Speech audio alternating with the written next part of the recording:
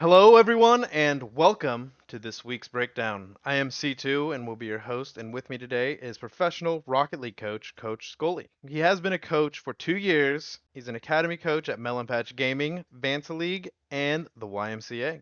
He's also an RLCS caster, and today we will be breaking down X-Ray Gaming versus Greenout, a personal favorite, and Rec Gaming versus Hydra A.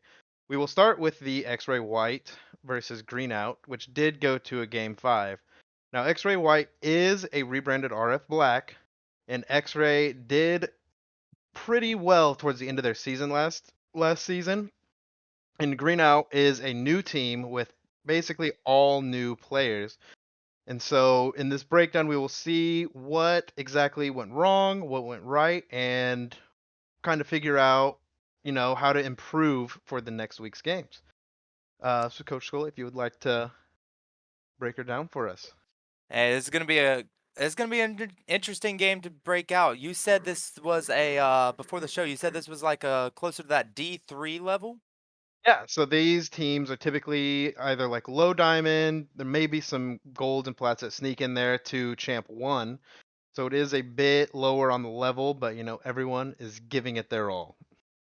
Awesome, awesome. I love this level of Rocket League, right? This is right where strategy starts to really come into the player's mind, but they aren't mechanically capable of executing. So a lot of times you could see what they were trying to do, the mindset that they were trying to incorporate, and there's a lot of room for improvement in that situation, right? What can we do better? Mechanics can we work on? And maybe different ways to tweak the strategy into what's more realistic Rocket League. Because a lot of these players haven't had actual coaching or the Rocket IQ quite yet to be able to break down the higher level plays on their own and learn from them. So let's see if we could do these players and the community some favors and see what is going on. We have my screen right now on its gorgeous coach's view, and we're just going to let this game run and play, and we're going to try to find some key moments. C2, anytime you see something you're interested in, you say you have stakes in this game yourself, right? Over at Greenout. I do. We have been working with these guys quite a bit. We do probably 2 to 4 scrims a week, and so hopefully you're able to, give us an idea of what we did wrong, what we did right. Right, right, right. Well, let's see. So far, I like the mechanics coming out of pancakers right there, but just missing the ball entirely. So you got those aerials coming out, the whiffs, kind of traditional. There's a first little mistake right here. This comes from not supporting your teammates. Notice we got Elliot at the very front of the formation. Let's back it up, see a little bit how we got to this point, how we got to this situation. Pancakes whiffs, Mr. Skipping coming back. Elliot pushes forward. Elliot does a great job on his recovery to reattack this ball. Mr. Skip goes all the way back. And one thing that I do want to point out is, let me get my nice little pin right here. I'll tab myself back into the game. And yes, that little flip that we see Mr. Skipping do. Right? His teammate is there. They're winning the ball, and he is flipping all the way back to try to race for that boost. See this? He's in the air, no control over his car. So if Elliott wins this, which he does, Mr. Skip is going to be all the way over here before he can even react to it. Elliott all by himself in this corner, following this ball, which we do see happen in the future. We've replayed it a few times now, and his nearest teammates all the way back here and the other ones over here. Nobody's ready to support this play. Nobody's ready to pick up a winning pass or a losing breakaway play. It is all on Elliott to do absolutely everything right now. There's no support of his teammates. So all four wheels on the ground, unless you're in a desperation situation. And hate to say it, but chasing down this boost is not desperate, C2. And I don't think I need to explain too much of why, but any questions that arise at any time, you can let me know. I do have one already. Oh, So absolutely. I am very new to like learning like how to explain rotations to people right here. Yeah. So since Elliot is going for the ball, that would make him like the number one, right? Yes. And so Absolutely. since Pancakes went and missed, that essentially like would make him a number three, since he is beyond the ball, probably low on boost, I'm assuming. And so that number two, how would you differentiate like the need to go for that corner boost as opposed to following Elliot? Okay, so that's a very good question. Actually, sorry. That's actually a very good question, and that comes from finding the difference between second man and third man in these niche situations where you're in between transitions, right? At first, Mr. Skip's transitioning back to defense, but then notices the need for defense is no longer there. So, how do we define roles? Well, we obviously got number one in Elliot. That's easy.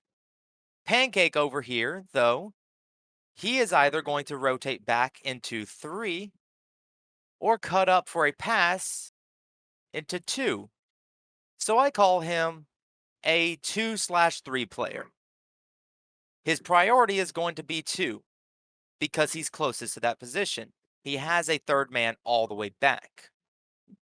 Mr. Skip, judging on how things going, he's going to be more of a 3/2 player, right? He's going to be coming here to cover up that midfield if the pass comes this way, or breaking out to cover behind the ball carrier, depending on how the play farther develops, right? So the role of third man and second man becomes very ambiguous and it becomes very difficult to define in niche situations, especially in between transitions. And this is a very niche situation where you're in between two transitions, going from offense back to defense, then quickly on your way back onto offense because Elliott won his challenge. So these two players need a lot of communication between each other, or at least a good camera work to recognize what's going on the field, where is the gap needed. My number one priority as a coach that I tell my players, if the ball is over here, the most important position is behind him. And I draw something on my field for my players, right? I draw a diamond on the field on either side, connected by this boost, this boost, this boost, and this boost. I might have shown it last week, but just here to reiterate, same thing goes on the other side of the field with a little imaginary one right here in the middle. This is a great zone coverage. Sitting on the back of this diamond allows you to take the deeper ones while covering the most used loss position, right? Elliott comes over here, loses this ball, it's heading towards the diamond 90% of the time. Either that or it's going up the wall, right? So sitting on the back part of it allows you to cover the deeper loss. Sitting on the front allows you to cover a soft loss or the pass. And what ends up happening as we continue on let me alt tab to the right thing.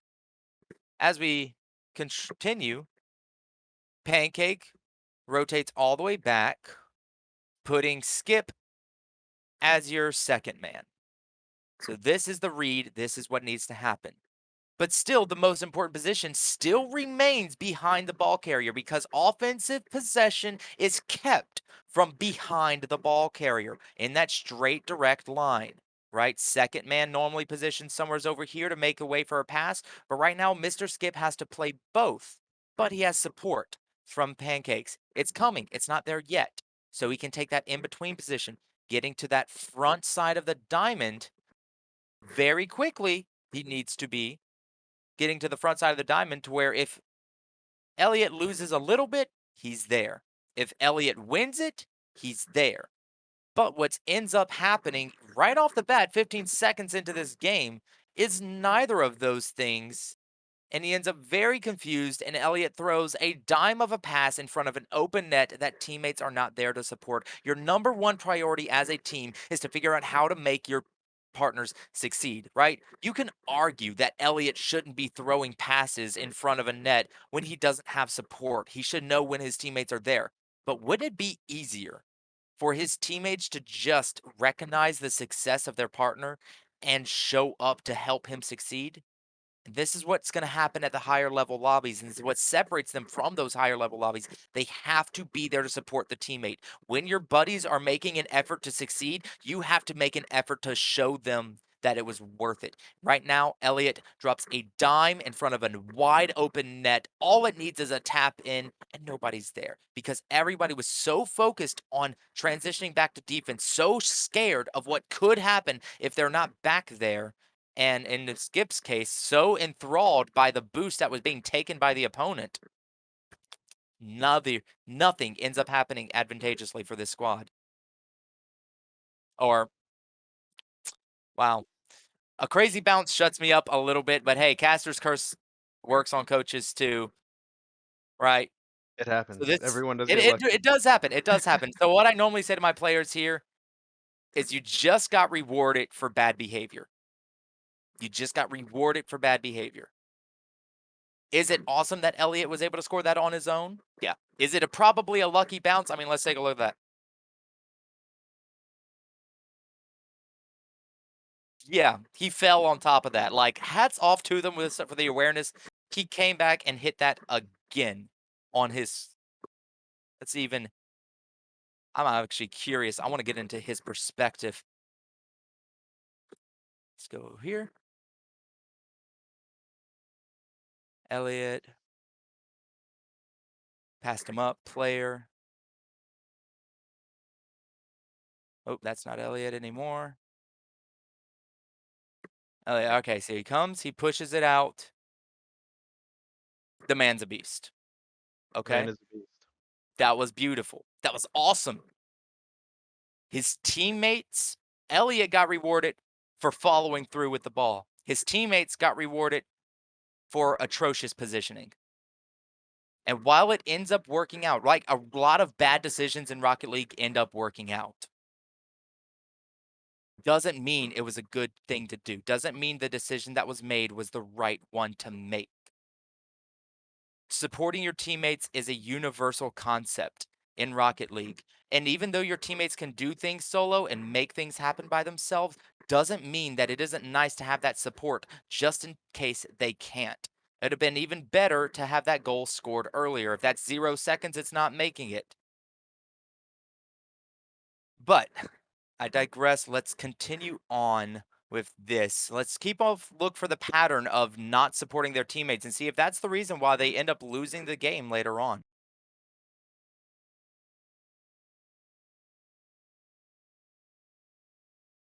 Look at that.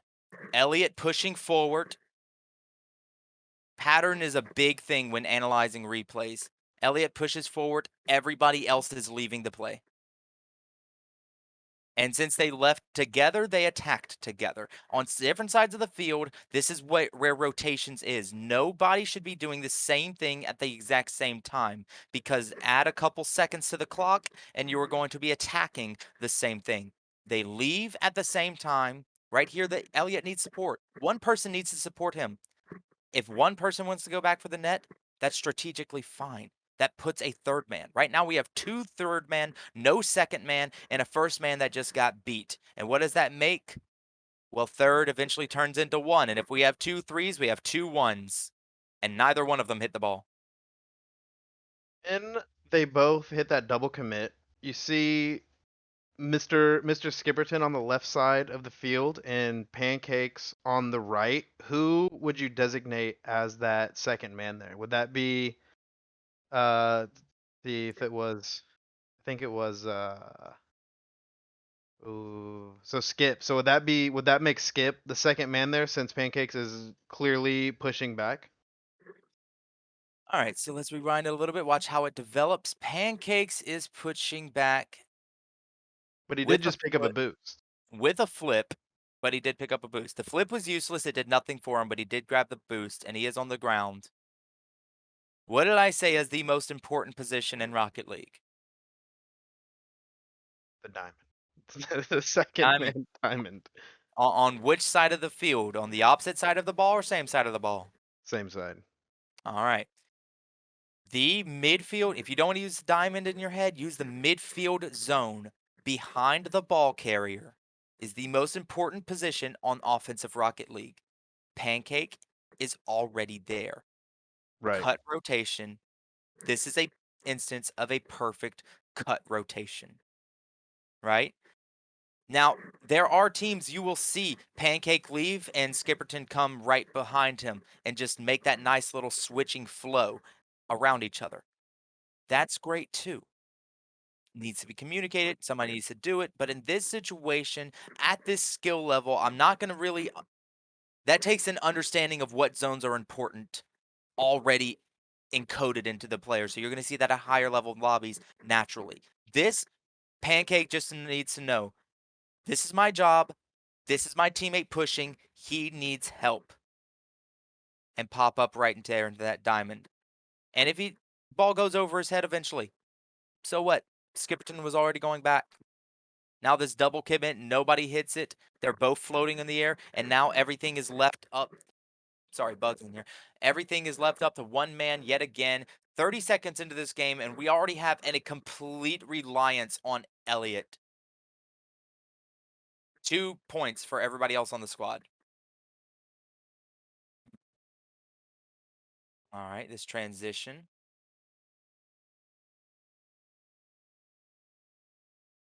Elliot is the same way. Look at this. His teammates are upfield doing things. If he's in the diamond, this is his ball. Whoop, my bad. If he is in that diamond where he's supposed to be, that's his ball.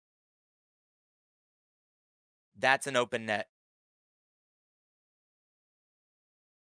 Support your teammates, right? This scared, far back third man is great when you have two really effective, really aggressive attackers that are using each other and supporting each other. It's a very specific play style when you have solo players up front and a deep third man in the back.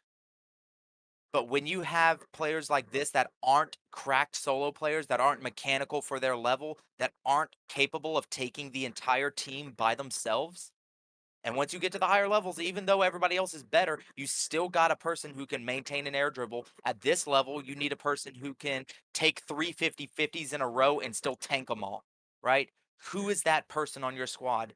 If Elliot, Pancakes, and Skipperton is all in this mindset that we need a third man this far back down the field, then you need people upfield who can take 350-50s in a row, who can dribble, who can at least get a couple decent flicks in a row, who can re-attack the ball. That's not what we have. We have a team that needs each other for support. You don't have a superstar on this team.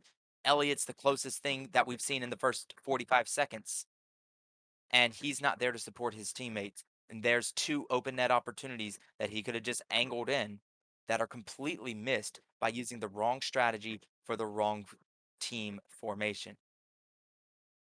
Now, when he finally does try to push in, Pancake's getting there and he has to back off again. The passivity is just not where it's at. You need to have some kind of gusto. You need to have some kind of energy in you that says the midfield, that line right there in the middle of the field, it is ours.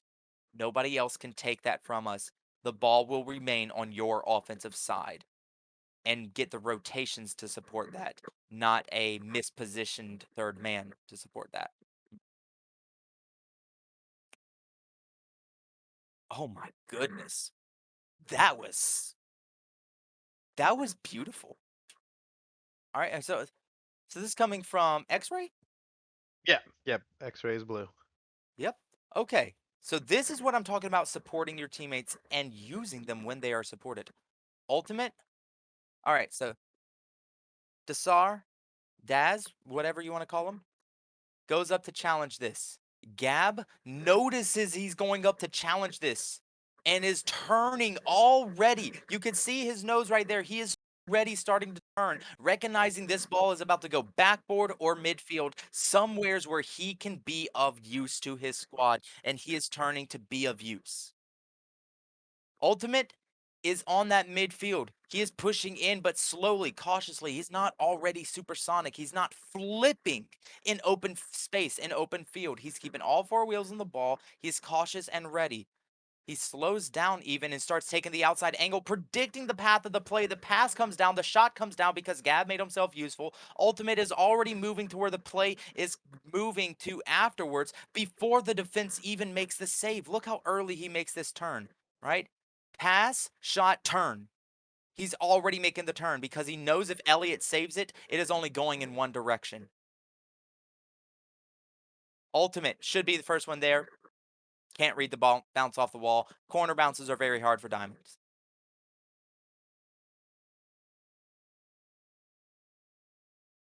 Looks good. Just put 2 shots up within like what, 20 seconds maybe?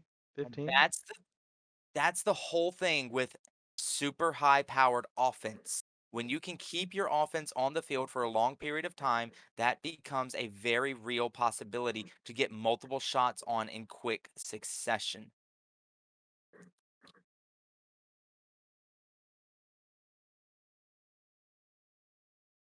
Fast forward a little bit through here. Oh, we just missed something. We'll fast forward a little bit just because we spent a lot of time on this and we've got another game to cover. Bouncing off the wall. And look at the support. Look at that support. Exactly what I've said. Gab takes the nice shot. Ultimate is right there in the slot to support it. He came from the diamond and pushed through. One more time, we'll look at that and move on. Gab comes in the slot. Ultimate's at the front of that diamond. Daz is coming in as a shallow third man, but deep enough to handle any clears that are to arise. The pass comes through off the corner. He slots it right in. Daz is already moving to the other side of the field in case it gets saved away because that's where it's inevitably going to float. This team has a X-Ray right now has a higher awareness of of the field and what needs to happen. And this is a game 5, so these guys are fairly evenly matched, right? That there wasn't an easy series to say the least. But you could definitely see a strategic advantage here, at least in this game. I'm not sure if this was the case throughout the entire series, but I am very much loving what I'm seeing out of X-Ray, and I wish I could see more more aggro and less passive. See, this is where passivity gives you. You think a lot of people try to overcorrect and say these triple commits becomes from a ball chasing mentality, but as you can see here, it came from 3 people so scared to challenge early that everybody challenges late. What's the regular scratch strategy when someone is dribbling you? When somebody's dribbling, right? You've got 2 people ready to defend. One person is dribbling the ball down the field. What's your regular strategy, C2? And would be, oh man, this this is, I didn't know we were gonna have a pop quiz. Oh I'd yeah, say wait. exposing. I'd say follow up and try and see where the ball's gonna go. That would be my strategy.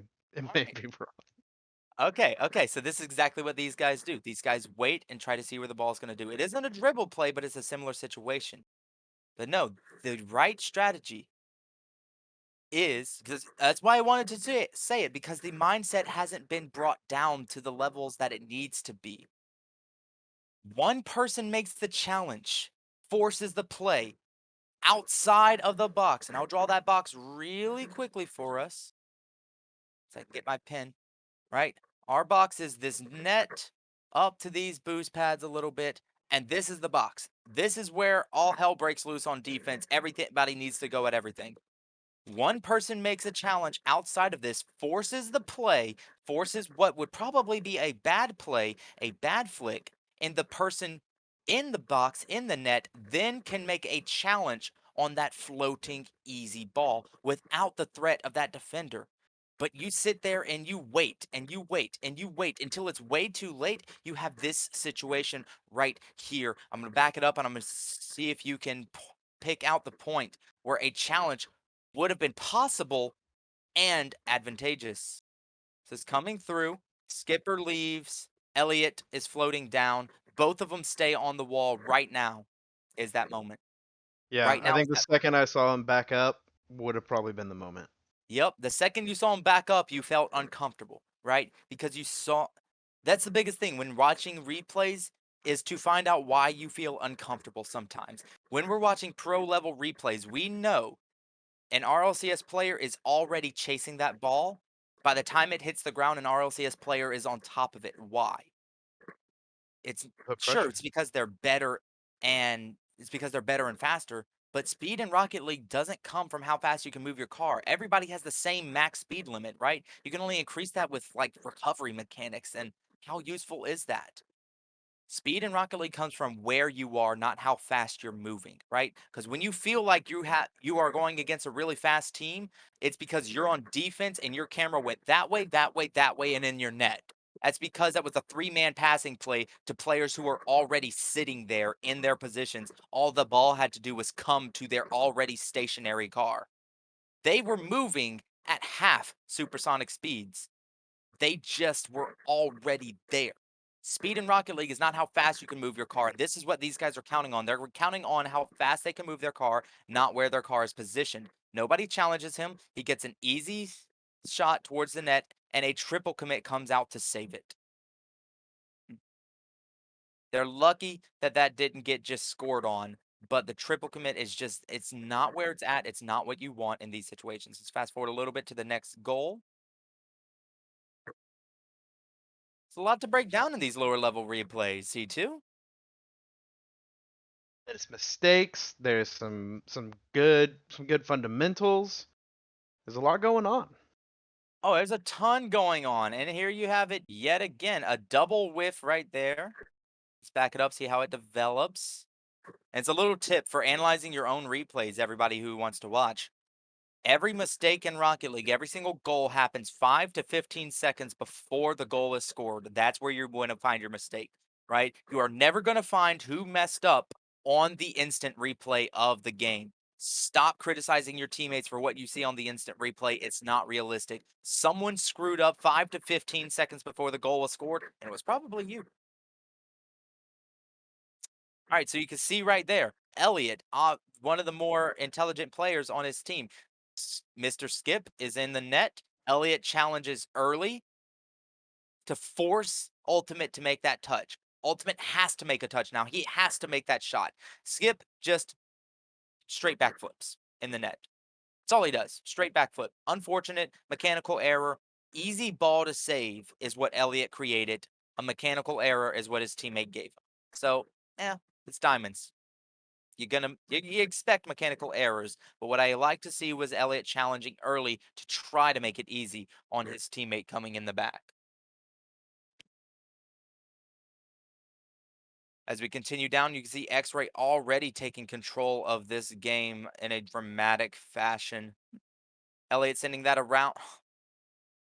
Elliott sends that around, and look what Pancake does.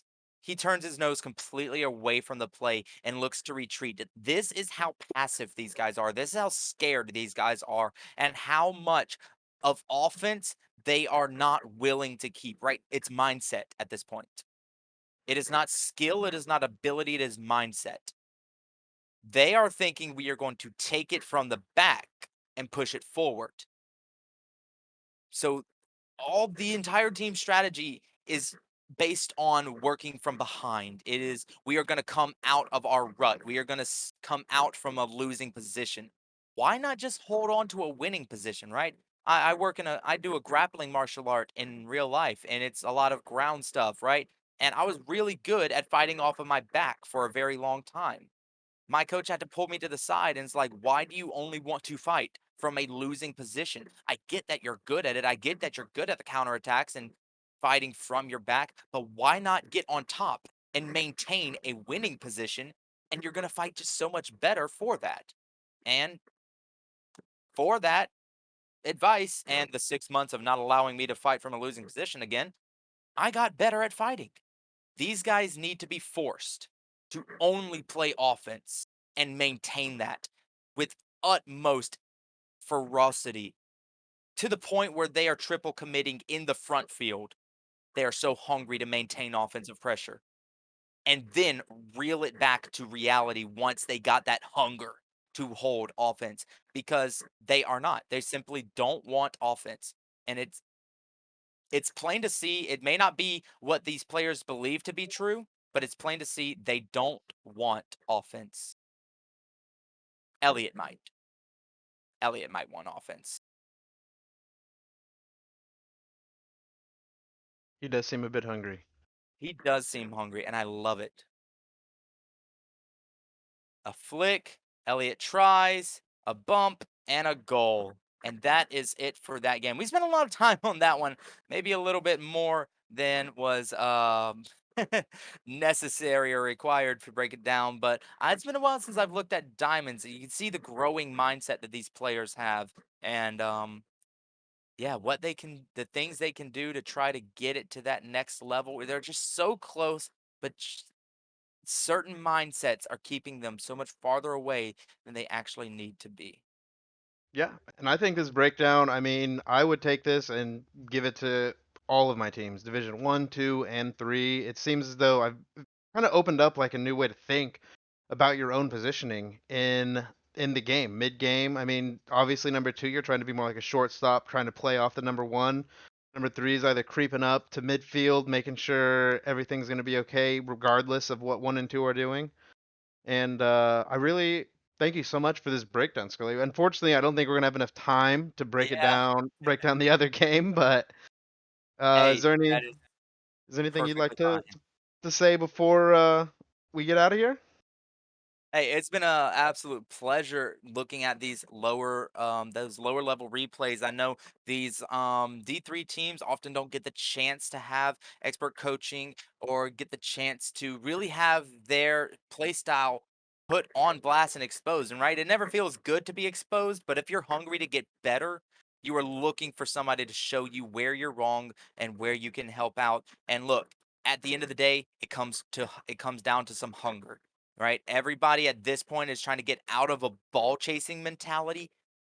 Keep a little bit of it, right? As a plat, you were a ball chaser and you're coming into diamond and champ and you were trying to not be that. You're good at this game, right? Diamond is not you're trash in comparison to champs and GC, sure, but you're good at this game, objectively, percentage wise speaking. Get that hunger for the ball and work together as a team to make it a team hunger and not a triple committing clutter of individual hungers, right? When your team is hungry, it's great. When only one person is hungry, you get a frustrated Elliot. Guys, I hope everyone was able to take something from this. You know, stay hungry, but also know your roles. Well, thank you guys for watching. I hope that these breakdowns are helpful for your teams and you're able to take what we've gone over here and apply these strategies to your own teams and players. If you would like a consultation from Coach Scully, you can inquire by sending him a direct message on Twitter at mpgcoach_Scully. And as always, you can view these matchups every Saturday at 3 p.m. Eastern Standard on twitch.tv/Slips League Championship. And for more information into the league, visit slips.io. And thank you for joining us on this week's breakdown.